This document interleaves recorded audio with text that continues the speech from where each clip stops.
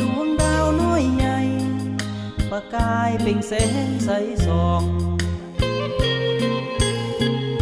อายนั่งเบิ่งเดือนนับดาวคิดถึงเมื่อข้าวสองป่านนี้เนื้อทองหลับแล้วหรือยัง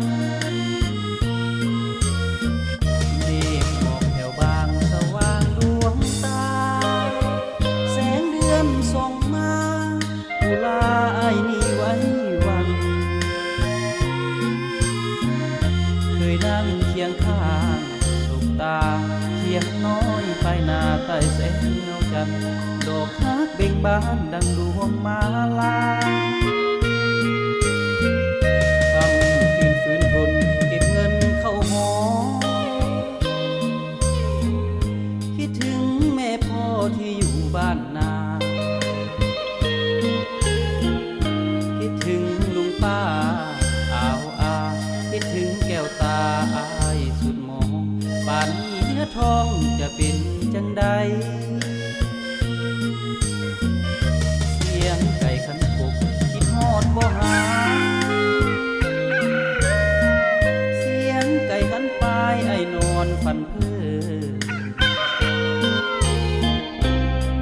นวลน้องคงนอนหลับไหลปล่อยให้อายไปฝันละเมอคิดฮอดแต่เด้อคำมั่นสัญญาลงนอนขอพรภาวนาพบน้องแก้วตาในลางฝันนั้น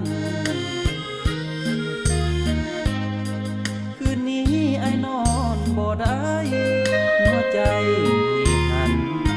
ความสวยละวันติดตาฝังใจถึงตัวอยู่ไกลใจยังห่วงหา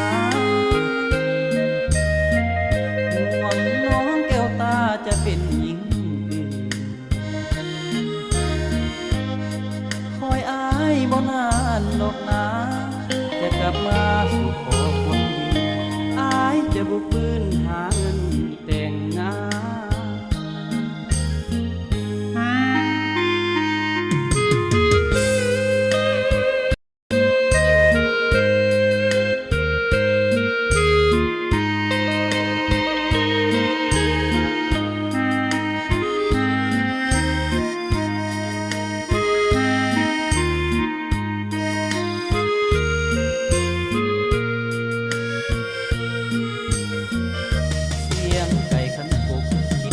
บ่หา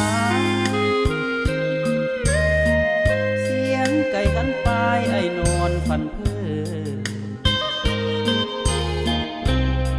นวลน้องคงนอนหลับไหล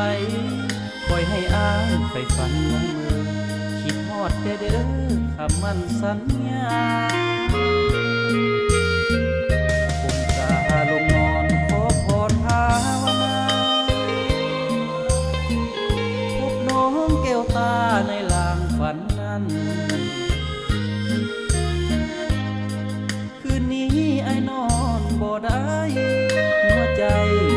หันความสวยละวันติดตาฝังใจ